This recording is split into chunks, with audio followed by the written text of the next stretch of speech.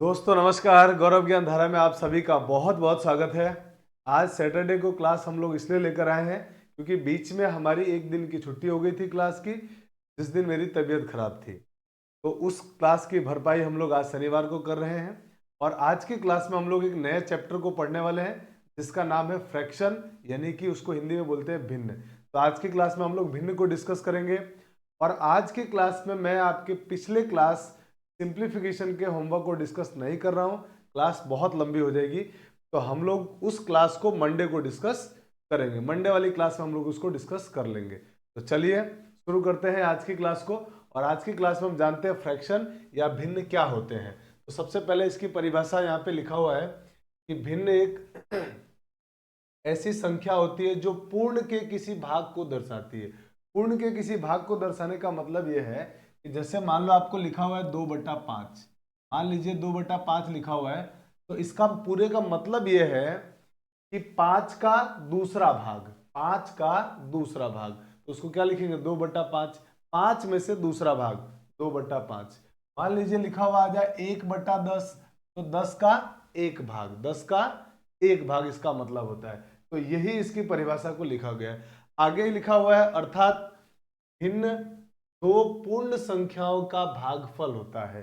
दो पूर्ण संख्याओं का भागफल, देखिए आप 2 और 5 पूर्ण संख्या है, 1 और 10 भी पूर्ण संख्या है, इनको भाग के रूप में लिखा गया है। तो ऐसे भी तो लिख सकते हैं भाग के रूप में 2/5 और 1/10 को।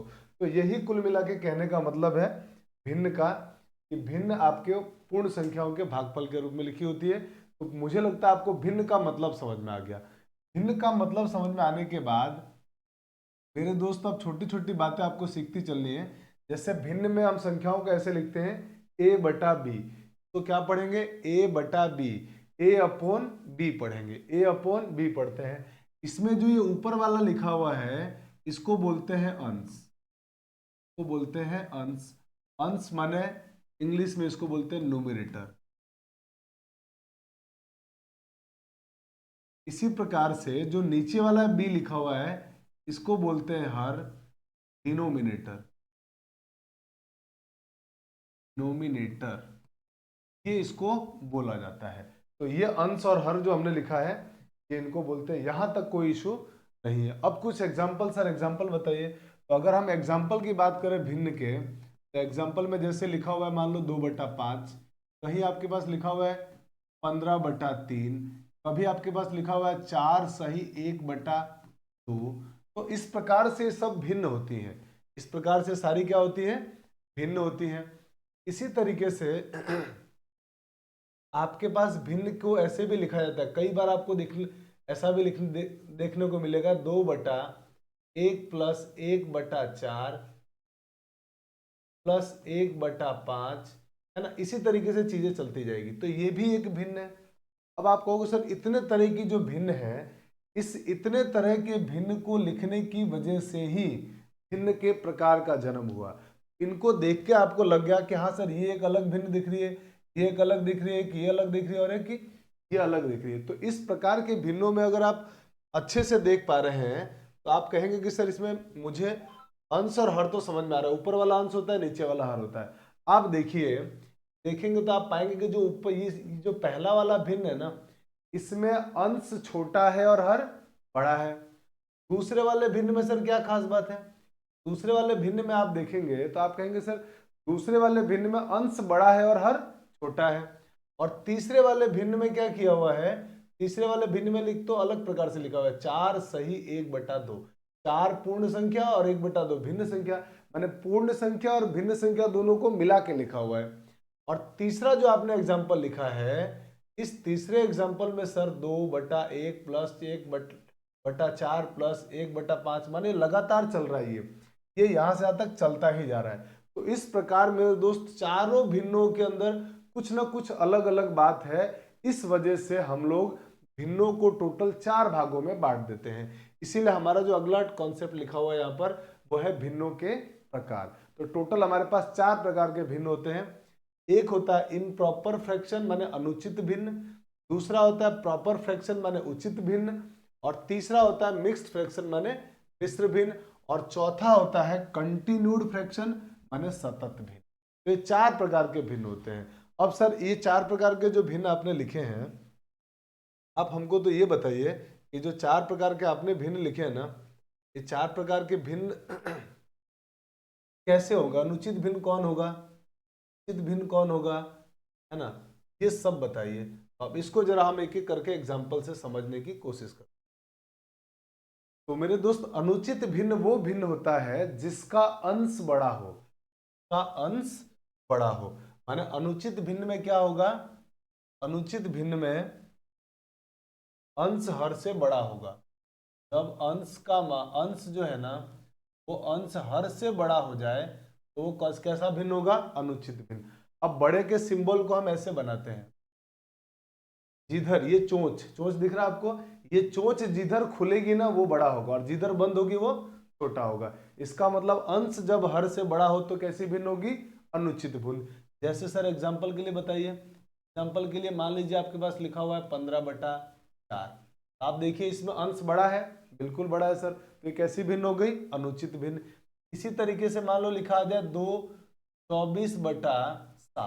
अब आप कहेंगे सर अंश बड़ा है, हर छोटा है, इसका मतलब भिन्न कैसी होगी मेरे दोस्त, अनुचित भिन्न होगी। मुझे लगता है आपको अनुचित भिन्न का मतलब समझ में आ गया होगा। चलिए अब बात करते हैं सर उचित भिन्न क्या होगा। उचित भिन्न क्या होगा, तो उचित भिन्न में हर का मान अंश से बड़ा होगा, हर का मान अंश से बड़ा होगा। तो इसमें क्या होगा, हर अंश से बड़ा होगा। और अब की बार बड़ा किसको बोल रहे हैं हम लोग, हर को, तो जो चोंच है वो इसकी तरफ खुलेगी, और छोटा किसको बोल रहे हैं, अंश को, माने चोंच इधर बंद हो जाएगी। तो हर बड़ा होगा तो उचित भिन्न। जैसे सर एग्जांपल बताइए, एग्जांपल के लिए मान लो 2/7, 3/5, ये सारे कैसे भिन्न है, उचित भिन्न है, इनको बोलते हैं उचित भिन्न। अब सर आप बताइए मिश्र भिन्न क्या होती है। तो मेरे दोस्त मिश्र भिन्न क्या होती है, इसको जरा समझते हैं। जो हमारे पास अनुचित भिन्न होती है ना, उसको थोड़ा सा सिंप्लीफाई कर दिया जाए, सॉल्व कर दिया जाए, तो वो हमारे लिए कहलाती है मिश्र भिन्न। कैसे सर, जैसे मान लीजिए लिखा हुआ आ जाए आपके पास 4 सही 2/3, तो मिश्र भिन्न में क्या होगी, मिश्र भिन्न में ये पूर्ण संख्या है और ये भिन्न संख्या है, यानी मिश्र भिन्न के अंदर पूर्ण संख्या और भिन्न ये दोनों मिलकर बनते हैं मिश्र भिन्न। देखिए 4 पूर्ण संख्या है और 2/3 कैसा है, भिन्न संख्या है। अब सर इसको सॉल्व कैसे करते हैं, इसको सॉल्व करने का एकदम सिंपल सा तरीका है। तो सॉल्व करने के लिए इन दोनों का करते हैं गुणा, और जो भी आता है उसको इसमें जोड़ देते हैं। 4 तिया 12, 12 और में 2 जोड़ दिया तो कितना हो गया, 14। तो 12 में 2 जोड़ते आ गया 14, तो आंसर हो गया 14/3। आंसर हो गया 14/3। इसका मतलब सर अगर कहीं 2 सही 1/8 लिखा हुआ है, इसका मतलब क्या होगा कि सर 2 का 8 से गुणा 16, 16 को 1 में जोड़ दिया 17, आंसर हो गया 17/8। बिल्कुल यही कहना चाह रहा हूं मैं। इसका मतलब तो सर ये हुआ कि इसको तो देखने पे लग रहा है कि इसका अंश बड़ा है, इसका भी अंश बड़ा है, मतलब ये एक प्रकार से अगर देखा जाए तो अनुचित भिन्न है। बिल्कुल मेरे दोस्त अनुचित भिन्न ही है। अनुचित भिन्न को भाग की प्रक्रिया में, भाग की प्रक्रिया को लगाते हुए अगर हम उसको, उसके अंश को छोटा बना दे हर से, तो वो बन जाती है मिश्र भिन्न। तो मुझे लगता है आपको मिश्र भिन्न बिल्कुल समझ में आ गई कि हाँ सर मिश्र भिन्न में पूर्ण संख्या और भिन्न संख्या दोनों मिक्सअप में होती है। एकदम क्लियर हो गया कि हाँ सर मिश्र भिन्न ऐसा होता है। सतत भिन्न क्या होता है सर, कंटिन्यूड फ्रैक्शन क्या होता है मेरे दोस्त, कंटिन्यूड फ्रैक्शन का मतलब यही हुआ, सतत भिन्न का मतलब ही ये हुआ कि जो चीज, जिस ऐसी भिन्न जिसमें अंश या हर या दोनों लगातार चलते जाए, लगातार चलते जाए, वो कहलाते हैं सतत भिन्न। मतलब इसकी परिभाषा अगर हम लिखना चाहें, हम ये लिख सकते हैं कि ऐसी भिन्न, ऐसी भिन्न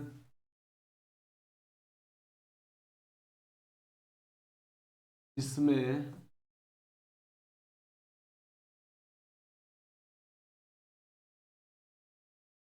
भिन्न जिसमें अंश या हर या दोनों लगातार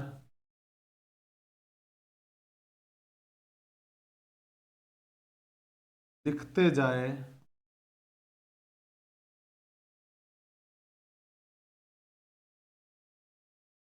सतत भिन्न कहलाती, सतत भिन्न कहलाती।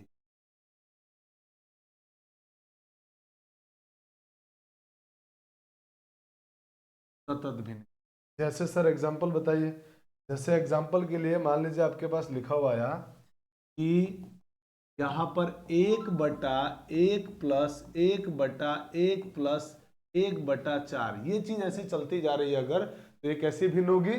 सतत भिन्न होगी। तो मुझे लगता है कि आपको पूरा का पूरा ये फ्रैक्शन वाली जो बात थी कि भिन्न क्या होते हैं, भिन्न का अंश क्या होता है, हर क्या होता है, और भिन्न के प्रकार कितने हैं, टोटल 4 प्रकार हैं। चारों बातें आपको एकदम आसानी से बहुत आराम से समझ में आ गई कि हाँ सर ये पूरी कहानी तो हमको समझ में आ गई। जल्दी से स्क्रीनशॉट ले लीजिए, फिर हम लोग आगे बढ़ते हैं।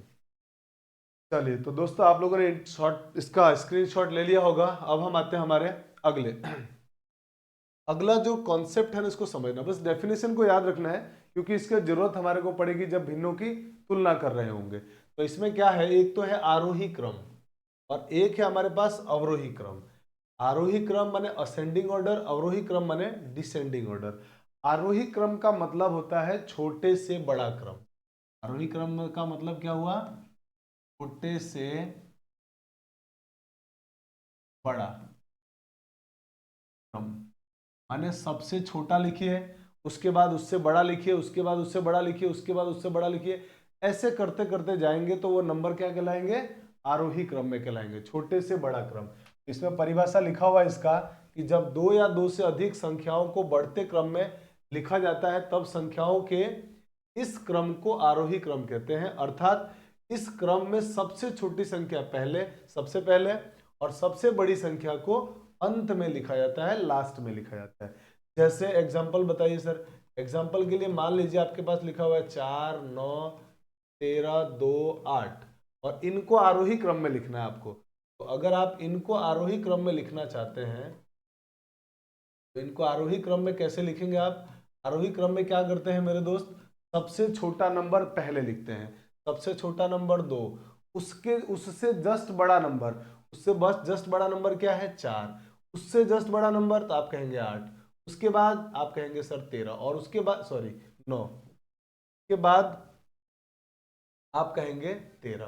तो ये जो नंबर है ना छोटे से बड़े की ओर, वो कहलाता है आपका आरोही क्रम, यानी असेंडिंग ऑर्डर। इसी तरीके से अवरोही क्रम का मतलब डिसेंडिंग ऑर्डर क्या होगा? तो मेरे दोस्त डिसेंडिंग ऑर्डर में क्या होगा? इसका उल्टा क्रम, उल्टा क्रम बढ़ते हुए लिखे अगर अपन, यानी बड़े से छोटा क्रम लिखेंगे, बड़े से छोटा क्रम, ये कहलाएगा हमारा डिसेंडिंग ऑर्डर। बड़े से छोटा, सबसे बड़ा पहले और सबसे छोटा अंत में। तो ये लिखा हुआ है जब दो या दो से अधिक संख्याओं को घटते क्रम में लिखा जाता है तब संख्याओं के इस क्रम को अवरोही क्रम कहते हैं। अर्थात इस क्रम में सबसे बड़ी संख्या को सबसे पहले और सबसे छोटी संख्या को अंत में लिखा जाता है। जैसे इसी एग्जाम्पल को अगर मैं यहाँ पे समझाने की कोशिश करूं तो इसी एग्जाम्पल से आपका अवरोही क्रम क्या बनेगा मेरे दोस्त? अवरोही क्रम बनेगा सबसे बड़ी संख्या इस पूरे में आप कहेंगे सर 13, सबसे पहले क्या लिखेंगे आप? 13। फिर उससे जस्ट छोटा नंबर तो आप कहेंगे 9, उससे छोटा 8, उससे छोटा 8 और सबसे छोटा 2। ये हमारा आ गया अवरोही क्रम। मुझे लगता है आपको आरोही क्रम अवरोही क्रम भी बहुत आराम से एकदम सिंपल भाषा में समझ में आ गया कि हाँ सर आरोही क्रम का मतलब बढ़ते जाना है, अवरोही क्रम का मतलब घटते क्रम में। एकदम क्लियर। चलिए जल्दी से आप इसका स्क्रीनशॉट ले लीजिए, फिर बढ़ते हम लोग आगे। और मेरे दोस्त अब हमारे पास अगला टॉपिक है, उसका नाम है कंपैरिजन ऑफ फ्रैक्शन, यानी भिन्नों की तुलना करना। भिन्न की तुलना करना है। तुलना करने का मतलब ये हुआ कौन सा भिन्न बड़ा होगा और कौन सा भिन्न छोटा होगा, कौन सा भिन्न बड़ा होगा और कौन सा भिन्न छोटा होगा। तो आइए भिन्नों की तुलना करना सीखते हैं। सबसे पहले एग्जाम्पल की मैं बात करता हूँ। पहले एग्जाम्पल में लिखा हुआ है 5/7 और दूसरा में एग्जाम्पल में लिखा है 9/11। आपको ये पता लगा के बताना है कि इन दोनों में बड़ा कौन और इन दोनों में छोटा कौन है। एकदम आसान तरीका है। आप क्रॉस मल्टीप्लाई कीजिए, क्रॉस मल्टीप्लाई करना है। क्रॉस मल्टीप्लाई का मतलब क्या हुआ सर? क्रॉस मल्टीप्लाई कैसे करते हैं? क्रॉस मल्टीप्लाई का मतलब इसका गुणा इससे कर लीजिए और इसका गुणा इससे कर लीजिए। जब आप इसका इससे गुणा करेंगे तो आंसर क्या आने वाला है? आप कहेंगे सर 55। इसका इससे गुणा करेंगे तो 9 सत्ते 63। गुणा करने के बाद आप मुझे ये बताइए कि इन दोनों में 55 और 63 में बड़ा कौन है? तो आप कहेंगे सर 63 बड़ा है। 63 बड़ा है मतलब सोच 63 की तरफ खुलेगा। इसका मतलब ये हुआ मेरे दोस्त कि मेरे को जो बड़ा है ना, जो बड़ा आया गुणा करने के बाद उस तरफ वाला भिन्न बड़ा, और जो छोटा आया उस तरफ वाला भिन्न छोटा हो जाएगा। इसका मतलब 5/7 छोटा होगा और 9/11 बड़ा होगा। यही हमारे इस क्वेश्चन का आंसर। क्रॉस भी मल्टीप्लाई करके देखेंगे। मान लीजिए कि सर मुझे समझ में नहीं आया, अगला एग्जांपल देखिए। सेकंड एग्जांपल में लिखा हुआ है क्वेश्चन वाले ने 25/21, 25/21 और अगला लिखा है 17/19, 17/19। और आपसे कहा गया कि बताओ इन दोनों में बड़ा छोटा कौन है। तो आप क्या करेंगे? क्रॉस मल्टीप्लाई, इसका गुणा इसके साथ और इसका गुणा इसके साथ। जो बड़ा देगा उसकी तरफ वाला भिन्न बड़ा, और जो छोटा देगा उसकी तरफ वाला भिन्न छोटा होगा। तो इसका गुणा करेंगे तो 19 का 5 से गुणा, 19 पंजे 95, 95 का मतलब कितना आया? 5। और हासिल बची 9। 19 दूनी 38, 19 दूनी 38 और 9 47। तो ये आ गया 475। अब 21 का 17 से गुणा, तो 21 का 17 से गुणा करेंगे तो 21 इंटू 7 147, 147 के 7 हासिल 14। 21 से कम 21 और 21 और 14 कितने हो जाएंगे? 35। तो ये आ गया हमारे पास 35। अब आप बताइए मुझे इन दोनों में कौन बड़ा? तो आप कहेंगे सर 475 बड़ा होता है। तो जिस तरफ गुणा करने पर मान बड़ा आया वो भिन्न बड़ा होगा। इसका मतलब 25/21 बड़ा होगा 17/19 से। यहां तक कोई दिक्कत नहीं है। यहां सर दोनों चीज समझ में आ गई। अब समस्या ये आ रही है कि सर ये दोनों बात तो समझ में आ गई कि सर जब छोटी छोटी संख्या होंगी ना, छोटी छोटी संख्या होगी तब तो गुणा करके देख लेंगे।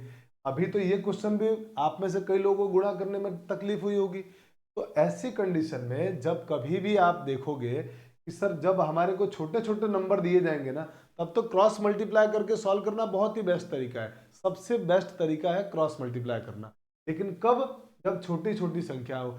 संख्या बहुत बड़ी बड़ी आ जाए तो गुणा करने में ही इतना टाइम लग जाएगा, छोटा बड़ा कैसे देखेंगे? तो ऐसे कंडीशन में जब संख्याएं बड़ी आने लग जाए, यानी उनके बीच में गुणा करना बहुत ज्यादा टाइम टेकिंग हो जाए, तो वैसे कंडीशन में फिर अंतर देखते हैं। जैसे आप तीसरा एग्जांपल देखिए।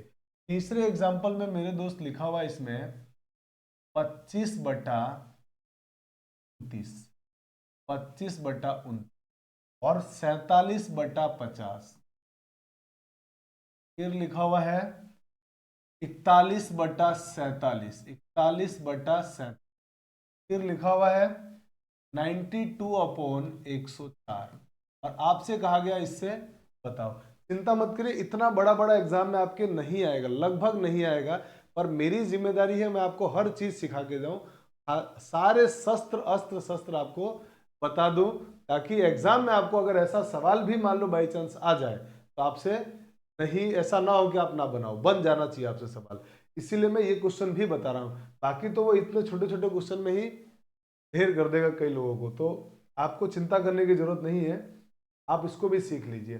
तो ऐसे कंडीशन में जब आप देखेंगे तो इन सवालों को जरूर ध्यान से देखिए।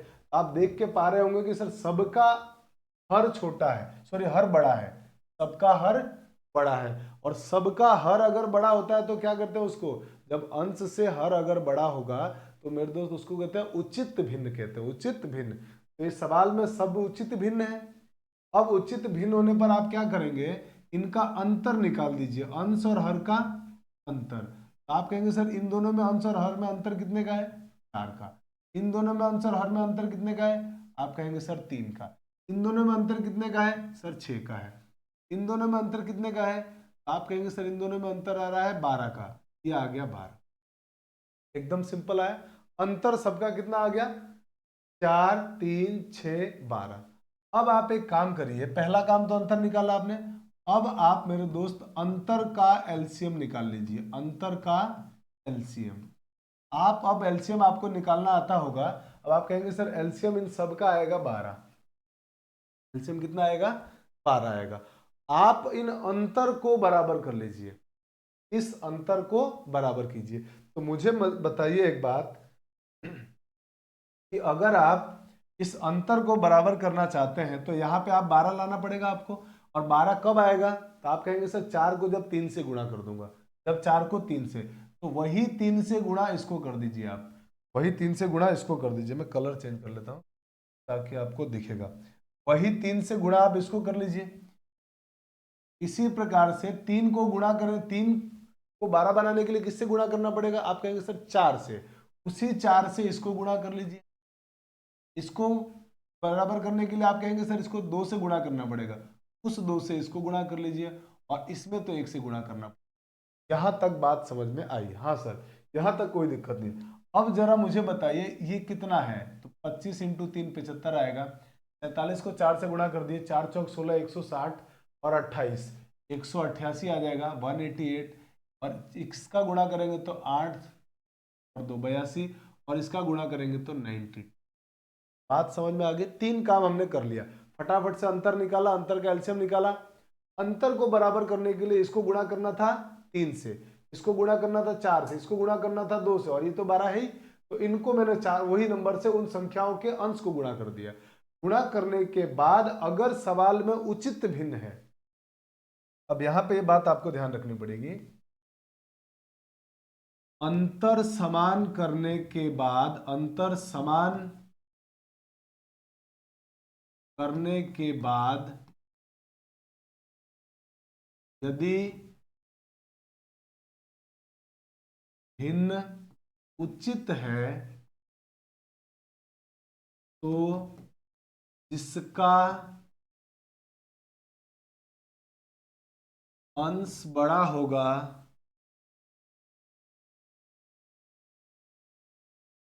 वह भिन्न बड़ी होगी, वह भिन्न बड़ी होगी। एकदम सिंपल सा काम, और वो बात मैंने लिख भी दिया ताकि आपको बाद में जब कभी भी आप नोट्स बनाओगे और नोट्स को देखोगे तो आपको याद आ जाएगा कि करना क्या था। पहला काम अंतर, दूसरा काम एलसीएम, फिर तीसरा काम बराबर करना। और उसके बाद अगर ये उचित भिन्न है तो जिसका अंश बड़ा वो सबसे बड़ा। तो आप मुझे बताओ सबसे बड़ी भिन्न इसमें कौन सी हो गई? तो आप कहोगे सर सबसे बड़ी भिन्न, सबसे बड़ी भिन्न, सबसे बड़ी भिन्न मेरे दोस्त आ गई इसमें 188 सबसे बड़ा आंसर आ रहा, तो 47/50, 47/50। और मैं आपसे कहूं कि सबसे छोटी भिन्न कौन सी हो गई? सबसे छोटी भिन्न, आप कहेंगे सर सबसे छोटी भिन्न, सबसे छोटा अंश किसका है? तो आप कहेंगे सर 75, 75। तो इसका मतलब 25/29 ये हमारा सबसे छोटा भिन्न है। तो देख रहे हो आप, आराम से हम लोगों ने इस सवाल को भी सॉल्व कर लिया और बहुत आराम से क्वेश्चन समझ में आपको आ गया। लेकिन मान लो सर ये तो उचित भिन्न में तो आपने बता दिया, अगर सवाल अनुचित भिन्न का होता, अनुचित भिन्न का होता, तब प्रोसेस सब कुछ यही करते हैं, सारा काम ऐसे ही करते जाते हैं। और अगर सवाल अनुचित भिन्न का होता तो चीजें उल्टा चलता, उल्टा चलता। उल्टा चलने का मतलब जिसका अंश सबसे बड़ा वो सबसे छोटा, और जिसका अंश सबसे छोटा वो सबसे बड़ा। अनुचित भिन्न में चीजें एकदम इसके पलट जाएगी, काम सारा यही करेंगे, बस बात इसका उल्टा हो जाएगा। मैंने आप अब कॉपी में इसको लिखोगे अनुचित भिन्न होने में कि अंतर समान करने के बाद यदि भिन्न अनुचित हो तो जिसका अंश बड़ा होगा वह भिन्न छोटी होगी। बस बड़ी की जगह क्या आ जाएगा? छोटा, और उचित की जगह क्या आ जाएगा? अनुचित आ जाएगा। क्या आपको मेरी बात समझ में आ गई? हाँ सर बिल्कुल समझ में आ गई। अगर समझ में आ गई तो ये सवाल आपको खुद से करना है। देखिए आपको इस सवाल के अंदर मैंने अनुचित भिन्न लिखा है, आप देख पा रहे हैं अनुचित भिन्न लिखा हुआ है, अंश सबका बड़ा है। तो इसमें आप क्या करेंगे? गुणा करके तो सॉल्व करने में बहुत टाइम लगेगा, तो खटाखट खटाखट आपको अंतर सोच लेना है। तो आप कहोगे सर इन दोनों का अंतर 6 का है, इन दोनों के अंतर 3 का है, इन दोनों के अंतर 2 का है, 6 3 2 का एलसीएम, आप कहोगे सर 6 आ गया। अब 6 बनाने के लिए इनको गुणा कर दो, कितना कितना अंतर आया था, और गुणा करने के बाद अब आप देखिए कि किस भिन्न का अंश सबसे बड़ा। जिस भिन्न का अंश सबसे बड़ा वो सबसे छोटी, और जिस भिन्न का अंश सबसे बड़ा सबसे छोटा वो सबसे बड़ा होगा। क्या आपको मेरी बात समझ में आ गई? हाँ सर समझ में आ गई। तो ये सवाल आप खुद से घर पे ट्राई करना। बाकी मैंने आपको पूरा भिन्न की तुलना करना समझा दिया। मुझे लगता है पूरा जो कंपैरिजन ऑफ फ्रैक्शन था ना, वो हमने इस पूरी बात को समझ लिया है। अब एग्जाम में जो इसके सवाल आते हैं ना सर, वो बताइए आप। तो अब हम लोग एग्जाम में किस तरह से सवाल पूछे जाएंगे उनको करेंगे। तो पहले आप जल्दी से इनका स्क्रीनशॉट ले लीजिए, फिर हम लोग आगे चलते हैं। चलिए, कॉन्सेप्ट जानने के बाद मेरे दोस्त अब आते हैं हम लोग एग्जाम के अंदर आने वाले क्वेश्चन की तरफ, और वो रहा क्वेश्चन ये आपके सामने। पहला क्वेश्चन टाइप 1 का फ्रैक्शंस के अंदर, और क्वेश्चन वाले ने कह रहा है कि निम्नलिखित भिन्नों में से सबसे छोटी भिन्न ज्ञात कीजिए। सबसे छोटी भिन्न ज्ञात करना है, ये बात आपको ध्यान में रखना है। इन चारों में सबसे छोटा कौन है? आप देख रहे हैं कि सर ये तो छोटे छोटे नंबर दिए हुए हैं, आराम से गुणा कर सकते हैं, क्रॉस मल्टीप्लाई। तो मैंने कहा ना, जब छोटे छोटे नंबर दिए जाए तो क्रॉस मल्टीप्लाई सबसे बेस्ट तरीका है, चिंता करने की जरूरत नहीं है, उससे एकदम आंसर आ जाएगा। ये जो अपन ने जो अंतर वाला मेथड पढ़ा ना, वो एक्चुअल में बहुत एक्सट्रीम लेवल का, बहुत अगर मुश्किल सवाल देना होगा तब आपको उसका यूज करवाएगा। लेकिन मुझे लगता है कि आपके पशु परिचर विभाग में उतना मुश्किल सवाल नहीं आएगा। क्रॉस मल्टीप्लाई से आपका काम बन जाएगा और एकदम बनेगा, निश्चिंत होकर रहिए। अब इस सवाल को सॉल्व करना है सबसे छोटा, तो आप दो दो भिन्न को कंपेयर करते चलिए। आप जैसे इन दोनों को कंपेयर कर रहे हैं, सबसे छोटा ढूंढना है, छोटा को रखेंगे, बड़ा को आउट कर देंगे। तो आप कहेंगे सर क्रॉस मल्टीप्लाई 9 सत्ते 63, 7 छिंग 42, 7 छिंग 42। तो सर ये तो 42, ये तो बड़ा हो गया, मैंने अभी ये छोटा है, हमको तो छोटा ढूंढना है, ये तो बड़ा हो गया, इसको मना कर दो सर, ये नहीं होगा। अब यहाँ आ जाओ, अब आप इसका कंपैरिजन किसके साथ ढूंढो? इसके साथ। तो अब इन दोनों में बड़ा छोटा देखना है, तो आप कहेंगे सर 7 पंजे 35 और 9 चौक 36, ये बड़ा आ गया तो ये आउट, हमको तो छोटा ढूंढना है। तो इसका मतलब मेरे दोस्त, मेरे पास अब इन दोनों का कंपैरिजन 9/7, 7/9 और 5/7 का, तो 7 सत्ते 49 और 9 पंजे 45। देखिए इनका क्रॉस मल्टीप्लाई कर रहा हूं मैं, ये होगा 7 सत्ते 49 और 9 पंजे 45। अब मुझे बताओ 49 और 45 में छोटा कौन? आप कहेंगे सर 45। इसका मतलब ये भिन्न सबसे छोटी आ गई, तो आंसर हो गया 5/7, ऑप्शन। एकदम आसान है, आपको छोटा ढूंढना है, बड़े वाले को हटाते जाओ, बड़ा ढूंढना है, छोटे वाले को हटाते जाओ। समझ में आई बात? बहुत आसान है, एकदम हलवा क्वेश्चन है, एकदम बेसिक जानने में बस टाइम लगता है, क्वेश्चन करने में बिल्कुल भी टाइम नहीं लगेगा। चलिए जल्दी से स्क्रीनशॉट ले लीजिए। अब बढ़ते हैं हमारे दोस्त अगले क्वेश्चन में। अगला क्वेश्चन कह रहा है निम्नलिखित भिन्नों में से सबसे बड़ी भिन्न कौन सी है? अब की बार क्या बोला है? सबसे बड़ी भिन्न। तो सबसे जो छोटी भिन्न मिलती जाएगी उनको आउट करते जाएंगे, छोटी भिन्न मिलेगी उसको हटा देंगे, छोटी भिन्न को हटा देंगे, बस बड़ी भिन्न को रखते जाएंगे। अब दो दो का कंपैरिजन, कि सर पहले 6/7 और 5/6 का कंपैरिजन करिए, तो इसका गुणा हो गया 36 और इसका गुणा किया तो आ गया मेरे दोस्त 35। तो इसका मतलब छोटा वाला आउट, तो अभी ये आउट हो गया। अब बचा है 6/7। 6/7 का कंपैरिजन अब 7/8 के साथ, 7/8 से कंपैरिजन करेंगे तो 8 छिंग 48 और 7 सत्ते 49। बड़े वाले को रखना है, छोटे वाले को आउट, तो बड़ा तो 49 हो गया, छोटा वाला 48 आउट, तो इसको आउट कर दिया। अब ये बड़ा रहा, इन दोनों से ये बड़ा हो गया। अब इन दोनों में देखिए, अब आप कहेंगे सर 7 पंजे 35 और 8 चौक 32, तो बड़ा ढूंढना है तो छोटा फिर आउट, तो सिर्फ कौन बच गया? 7/8। तो हमारा आंसर हो गया ऑप्शन नंबर बी, 7/8। एकदम आसान है, बहुत बहुत आसान है। चलिए तो जल्दी से आप इसका भी स्क्रीनशॉट ले लीजिए। अब बढ़ते हैं हम लोग मेरे दोस्त अगले क्वेश्चन की तरफ। अगले क्वेश्चन में क्वेश्चन वाले ने आपसे सबसे बड़ा सबसे छोटा नहीं मांगा है। क्वेश्चन वाला कह रहा है कि निम्नलिखित भिन्नों को अवरोही क्रम में व्यवस्थित कीजिए। अब सबसे पहले आपको ये समझना है कि अवरोही क्रम का मतलब क्या होता है। आप कहोगे सर अवरोही क्रम का मतलब होता है बड़े से छोटा क्रम, यही हमने पढ़ा था, बड़े से छोटा क्रम, ये हमने पढ़ा था। यानी हम ये कह सकते हैं, घटते हुए क्रम, यह हमारे को पता लगाना है। आरोही क्रम का सर ये मतलब था। अब अगर जब कभी भी ऐसा सवाल आए और आरोही अवरोही चेक करना हो ना, तो पहले तो ये पता कर लो उसका मतलब क्या है। उसके बाद मेरे दोस्त कभी भी है ना, आप सवाल को मत हल करने की कोशिश करिए, क्वेश्चन को मत करिए, आप ऑप्शन से ट्राई करना शुरू कीजिए। ऑप्शन से स्टार्ट कीजिए और ऑप्शन से स्टार्ट करते समय जिसमें हमारी ये बात सेट कर जाए वो हमारा आंसर है, वो हमारा आंसर है। जैसे मुझे सबसे बड़ा पहले चाहिए, उसके बाद उससे छोटा और उसके बाद सबसे छोटा लास्ट में चाहिए। तो मैं पहला ऑप्शन देख रहा हूं, तो मुझे दिख गया 9×3 = 27 और 5×7 = 35, ये तो बड़ा आ गया ये, जबकि मुझे सबसे बड़ा इधर चाहिए ना, ये 27 और ये हो गया 35। तो आप कहेंगे सर ये आंसर नहीं होगा, सबसे बड़ा पहले चाहिए। ऑप्शन नंबर सी देखो, 11 का इससे गुणा करेंगे तो कितना आएगा, आप कहेंगे सर 99। 13 का इससे गुणा करेंगे तो 13×7 = 91, ये बड़ा है, बिल्कुल सर बड़ा है, अभी तक तो ठीक बात है। अब इन दोनों में देखो, तो आप इन दोनों में कहेंगे सर 7×5 = 35, 7×5 = 35 और 9×3 = 27, बिल्कुल इससे ये भी बड़ा है। इसका मतलब घटते हुए क्रम मिला कि नहीं मिला, यस सर मिल गया। तो आपका आंसर हो गया ऑप्शन नंबर, खत्म, एकदम सिंपल है। आप ऑप्शन से करिए इसको, ऐसे सवाल को ऑप्शन से करना है, आपको इसको देखने की जरूरत नहीं है। और आप चाहें तो देखें, पर उसमें टाइम मुझे लगता है ज्यादा लग जाएगा, ऑप्शन कटते जाएंगे और खटाखट आंसर आते जाएगा। चलिए जल्दी से स्क्रीनशॉट ले लीजिए। अब बढ़ते हैं हम लोग आगे, और हमारा अगला क्वेश्चन कह रहा है कि ये भिन्न दिए हुए हैं और इनको आरोही क्रम में सब व्यवस्थित कीजिए। देख रहे हैं आप, हर बार वो अंतर वाले की जरूरत ही नहीं पड़ रही है, ये छोटे छोटे नंबर ही हमारे को आरोही अवरोही में क्रम में जमाने के एग्जाम में आए हुए हैं। मतलब इतना मुश्किल क्वेश्चन नहीं आता जितना हमने कॉन्सेप्ट सीखा है।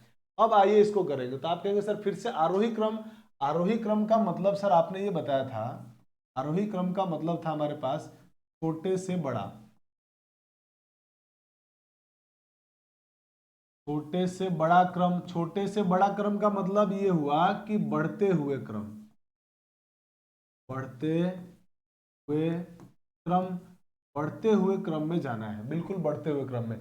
बढ़ते हुए क्रम का मतलब है सबसे छोटा पहले और सबसे बड़ा लास्ट में। तो देखिए इन दोनों में सबसे छोटा पहले, 8×4 = 32, ये हो गया 32, 7×5 = 35, बिल्कुल सर ये इससे बड़ा है। अभी तक बात एकदम सही जा रही है, ये इससे बड़ा होगा। अब आगे चलते हैं, आगे 7×7 = 49 और 8×6 = 48। अब तो सर ये छोटा हो गया, जबकि हमको तो बढ़ते बढ़ते जाना था, यानी ऑप्शन गलत हो गया। अब आइए सी को भी तुरंत चेक कर लीजिए, 6×4 = 24, 5×5 = 25, बिल्कुल सही है सर, बढ़ते हुए जा रहे हैं। 7×5 = 35 और 6×6 = 36, बिल्कुल सर अभी तक ठीक जा रहा है एकदम, ये बढ़ा आ रहा है, बढ़ते जा रहे हैं हम लोग। 8×6 = 48 और 7×7 = 49, बिल्कुल सर बढ़ते हुए ही जा रहे हैं, बढ़ते गए अपन यहाँ तक। तो अगर यहाँ तक हम बढ़ते हुए ही जा रहे हैं तो इसका मतलब मेरा आंसर हो गया ऑप्शन नंबर सी, सबसे छोटा, सबसे बड़ा, फिर उससे बड़ा, फिर उससे बड़ा। इनको आप करके देख लेना, गलत हो जाएंगे, मतलब हमारा आंसर आ गया ऑप्शन नंबर। क्या आपको बात समझ में आ रही है? हाँ सर आ रही है। चलिए अब चलते हैं हम अगले, तो आपको ये समझ में आ गया होगा। अब हम अगले क्वेश्चन की तरफ मूव करते हैं, और अगला क्वेश्चन आपके सामने ये रहा। अब इसमें बोला है सबसे छोटी भिन्न कौन सी होगी। तो मेरे दोस्त आपको पता लगाना है कि इनमें सबसे छोटी भिन्न कौन।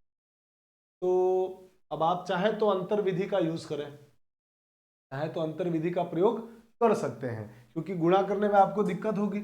आप देख पा रहे हैं कि सर ये हो रहा है 15/16, 19/20 और 24/25 और साथ में 34/35। आप देख रहे हैं सबका अंतर समान है सर, अंतर सबका समान है, और कितना है, 1 का अंतर है। अंश और हर का अंतर सबका समान, 1 का अंतर। भिन्न उचित है कि अनुचित, तो आप कहेंगे सर उचित भिन्न है, सबका अंश छोटा है हर से।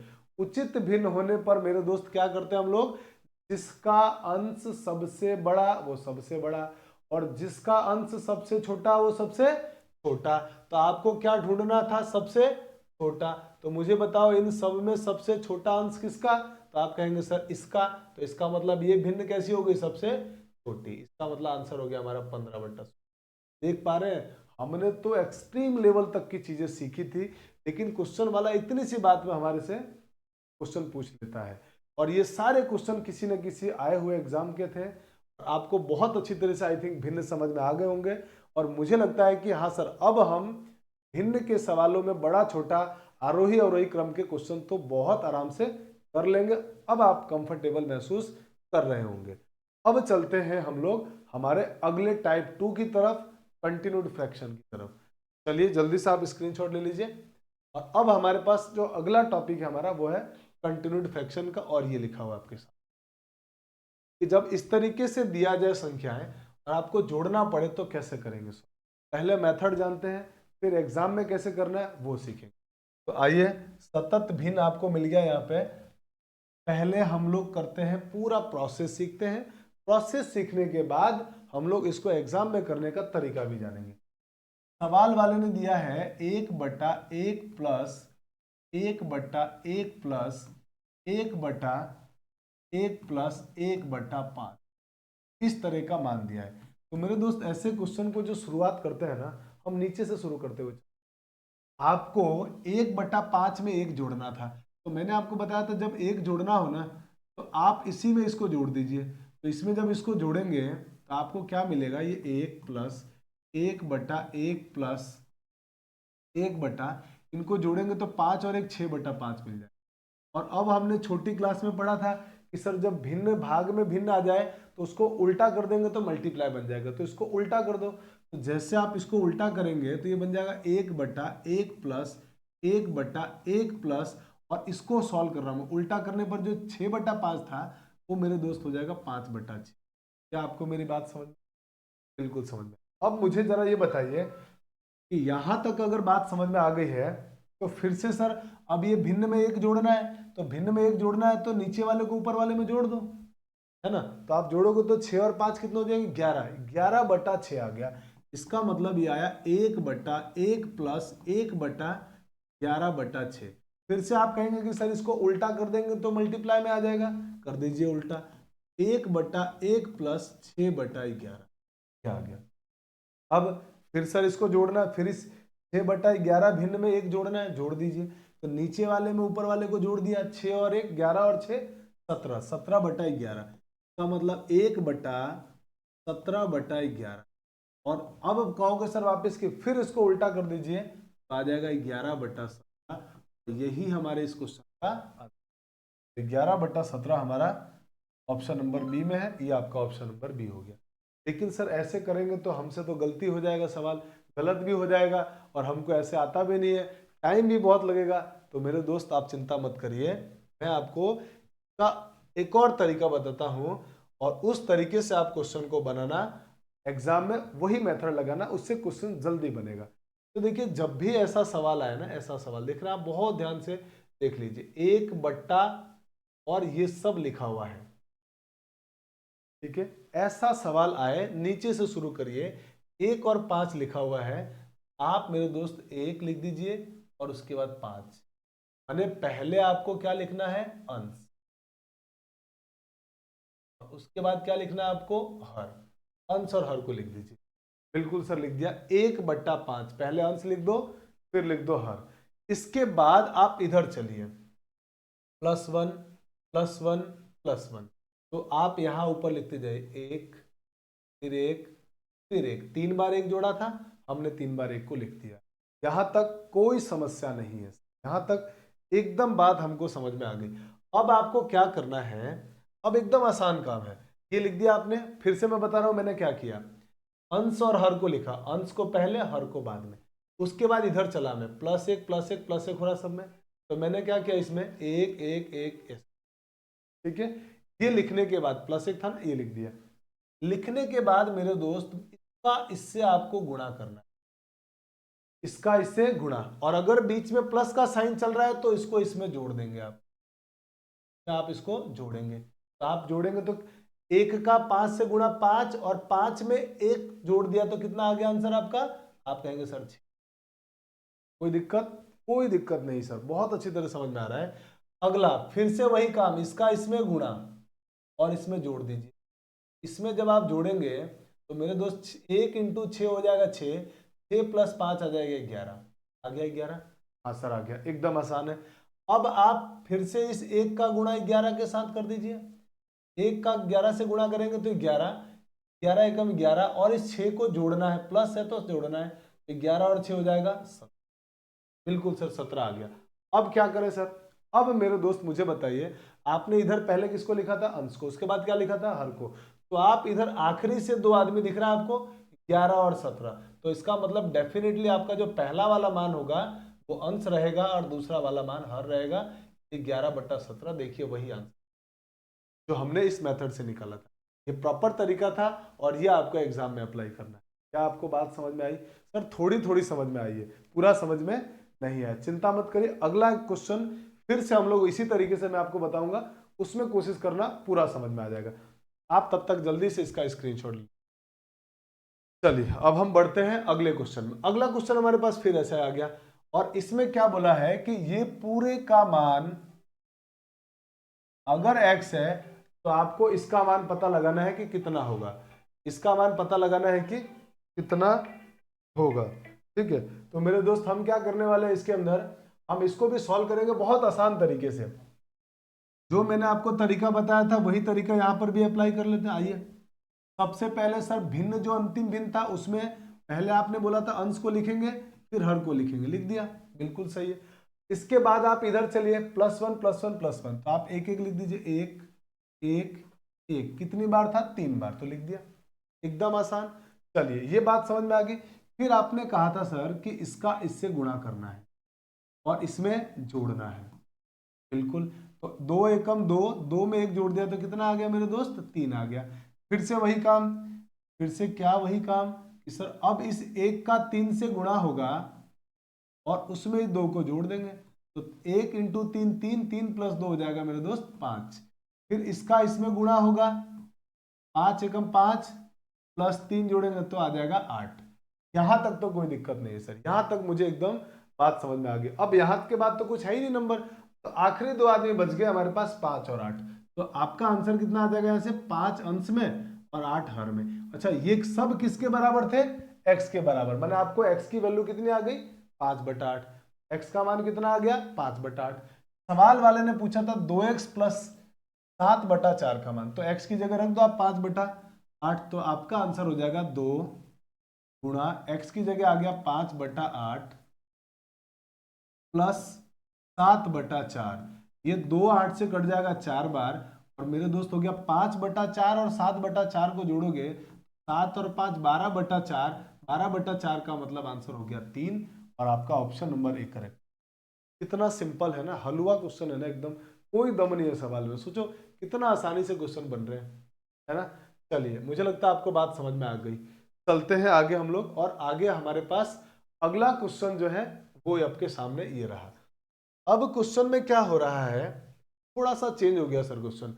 अभी तक जो आपने क्वेश्चन बताया था उसमें सब में यहाँ एक एक होते थे, 1 1 दिए होते, तो यहाँ भी 1 1 होता था, भिन्न अलग होता था। लेकिन इस सवाल में तो चमत्कार हो गया सर, ये तो एक एक है, यहाँ तक तो दिक्कत नहीं है, भिन्न भी ठीक है, ये नंबर भी बदल गए। कोई बात नहीं मेरे दोस्त, मेथड वही रहेगा, तरीका वही रहेगा, कुछ भी चेंज होने वाला नहीं है। अब कैसे लाएंगे सर इसका आंसर? देखिए एकदम आसान, समझने की कोशिश करिए, पूरा ध्यान इधर। पहले आखिरी भिन्न को देखिए, और आखिरी भिन्न में 1 और 6 को लिख दीजिए, अंश को पहले हर को बाद में। उसके बाद लिखा हुआ +5, तो आप 5 लिख दीजिए। उसके बाद लिखा +4, तो आप 4 लिख दीजिए। उसके बाद लिखा +3, तो आप 3 लिख दीजिए। यहां तक बात क्लियर हो गई कि हाँ सर यहां तक कोई दिक्कत नहीं है। अब जरा आगे बढ़ते हैं। हम क्या करते थे इसके अंदर, इसका गुणा इसके साथ, इसका गुणा इसके साथ करते थे, तो इसका गुणा वापिस इसके साथ करिए, तो 6 × 5, 6 पंजे 30, 30 में 1 जोड़ दें, 30 में 1 जोड़ेंगे 31, यहां लिख दीजिए। फिर से वही काम सर, 31 का 4 से गुणा, 31 का 4 से गुणा गया, 31 चौके 124, 31 का 4 से गुणा करेंगे तो 124, 124 में मेरे दोस्त आप 6 जोड़ दीजिए, 124 में जिस दिन आप 6 को जोड़ेंगे 130 बन जाएगा ये। अब आप फिर से सर इसका इसमें गुणा करेंगे, इसके बाद इसका इससे में ऐड कर देंगे, तो 31 को जरा आप सॉरी 3 को जरा 130 से गुणा कीजिए तो 390, 13 तिया 39 और एक जीरो लगा दिया तो कितना हो गया 390। 390 में 31 को जोड़िए तो 390 प्लस 31 हो जाएगा 421। क्या आंसर आया 421। और अब इसके आगे कोई नंबर नहीं है सर, बिल्कुल नहीं है। तो इसका मतलब आपका जो आंसर आया मेरे दोस्त, वो आपका आंसर आ गया है 130 ऊपर 421 नीचे। ये हो जाएगा 130 बटा 400। आपका आंसर आ गया ऑप्शन नंबर बी। क्या ये बात समझ में आई? हाँ सर, बिल्कुल समझ में आ गई, बहुत अच्छे से समझ में आ गई। अब तो कंफर्टेबल महसूस कर रहे हैं। अब तो ऐसे सवाल हम लोग हलवा समझेंगे। अब हमारे लिए हलवा बन चुका है। अब तो क्वेश्चन हमारे लिए एकदम आसान, बेहद आसान बन चुका है ना। चलिए जल्दी से आप स्क्रीनशॉट ले लीजिए, फिर हम लोग बढ़ते हैं आगे। और अगला जो हमारा क्वेश्चन है वो ये वाला है। हम ये वाला क्वेश्चन करें। अब इस क्वेश्चन में आप देखेंगे तो आप पाएंगे कि सर इसमें अलग क्या है। इसमें अलग ये है ना कि मेरे दोस्त यहाँ पर 111 दिख रहा है और अब की बार बीच में प्लस गायब हो गया है। अब की बार प्लस की जगह क्या आ गया है, माइनस आ गया। माइनस आ जाए तो सर क्या करेंगे, कोई घबराने की जरूरत नहीं है, तरीका बिल्कुल फिर से वही रहेगा, कुछ भी चेंज नहीं होगा। कैसे सर, देखिए लास्ट आदमी को पकड़िए। लास्ट आदमी आपके पास कौन था? आप कहेंगे सर 1 और 6। अंश लिखा पहले, हर लिखा बाद में। फिर 1 1 3 बार था, 1 1 1। और जब माइनस होगा तो माइनस करेंगे, जो अब प्लस होगा तो प्लस करते हैं। तो मेरे दोस्त आप इसका इससे गुणा कर लीजिए। जब आप इसका इससे गुणा करेंगे तो 6 कम 6, 6 में से 1 घटाएंगे। अब क्यों? क्योंकि माइनस है बीच में, इसलिए घटाना पड़ेगा। तो 6 कम 6 माइनस 1 किया तो आंसर आ गया हमारा 5। आंसर कितना आ गया मेरे दोस्त, 5। फिर वही काम, 1 का 5 से गुणा किया और 5 से गुणा करेंगे तो कितना आएगा? तो आप कहेंगे सर 5 एकम 5 और इसमें से इसको घटाना है। तो 5 में से 6 घटाएंगे तो क्या आएगा, -1 आएगा। 5 में से 6 घटाएंगे तो -1। फिर से वही काम कि सर इसमें से इसको गुणा कर लीजिए। तो 1 का -1 से गुणा -1 और -1 में से 5 को घटाना है। -1 में से 5 को घटाना है मेरे दोस्त। जब आप इसमें से इसको घटाओगे क्या नंबर आएगा? आप कहेंगे सर -6 नंबर आएगा। इसका मतलब आंसर क्या आया, -6। क्या ये बात समझ में आ गई? हाँ सर। अब इसके आगे कोई नंबर नहीं है सर, कोई नंबर नहीं है तो क्या करेंगे? अब यहाँ से हमारा जो आंसर होगा, हमारा जो भिन्न होगा वो आएगा अंश ऊपर माने -1 और नीचे माने -6। ये दोनों माइनस माइनस कट जाएंगे और आंसर हो जाएगा 1/6। यही हमारे क्वेश्चन का आंसर है, ऑप्शन नंबर। एकदम सिंपल, बेहद आसान, बहुत आसान। अब जल्दी से आप इसका स्क्रीनशॉट ले लीजिए, फिर हम लोग बढ़ते हैं हमारे अगले क्वेश्चन। तो अगला क्वेश्चन हमारे पास ये रहा और अब की बार यहाँ लगातार एक एक नहीं है, अब की बार ये बदल रहा है। तो जैसे प्लस वाले में किया था वैसे इसमें भी करेंगे। क्या करेंगे सर इसमें? देखो मेरे दोस्त, यहाँ से आखिरी आदमी तक पहुंचिए। आखिरी आदमी क्या है हमारे पास? आप कहेंगे सर आखिरी आदमी है 1 और 4, तो अंश हो गया इसका 1 और हर हो गया इसका 4। अब आप क्या करेंगे, यहां से लिखते जाएंगे नंबर। अब पहला अगला नंबर कौन सा है, 3।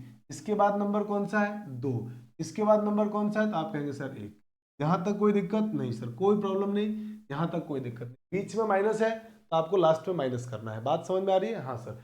इसका इससे गुणा करेंगे, 4 तिया 12, 12 में से 1 घटाना है, माइनस है।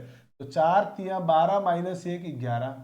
फिर 2 का गुणा 11 के साथ, 11 दूनी 22, 22 में से 4 घटाएंगे तो 18 आ जाएगा। फिर से वही काम इधर, इसका इसमें गुणा, 18 एकम 18, 18 में से 11 घटा देंगे, 18 - 11 मेरे दोस्त 7 आ जाएगा। तो हमारा जो यहाँ से फाइनल आंसर आएगा वो आंसर आ जाएगा ये अंश ऊपर और हर नीचे 18/7। और यही हमारे इस क्वेश्चन का आंसर है, ऑप्शन नंबर ए। क्या आपको बात समझ में आ गई? हाँ सर, अब समझ में आ गई है। जल्दी से इसका स्क्रीनशॉट ले लीजिए। चलिए, आई होप कि आपने स्क्रीनशॉट ले लिया होगा। और आज की क्लास में हम लोग इतना ही पढ़ने वाले हैं। फ्रैक्शन के मेरे दोस्त हम लोग एक लेक्चर और लेके आएंगे। ये पहला लेक्चर था, अगले लेक्चर में हम लोग फ्रैक्शन को और करेंगे, यानी सोमवार को आपको फ्रैक्शन को हम लोग कंप्लीट कर रहे होंगे, भिन्न को कंप्लीट कर रहे होंगे। ये दोनों टाइप आपको, मैं उम्मीद कर सकता हूं कि आपको बहुत अच्छे से समझ में आया होगा। आप इन्हीं क्वेश्चंस की बहुत अच्छी तरह प्रैक्टिस कर लीजिएगा।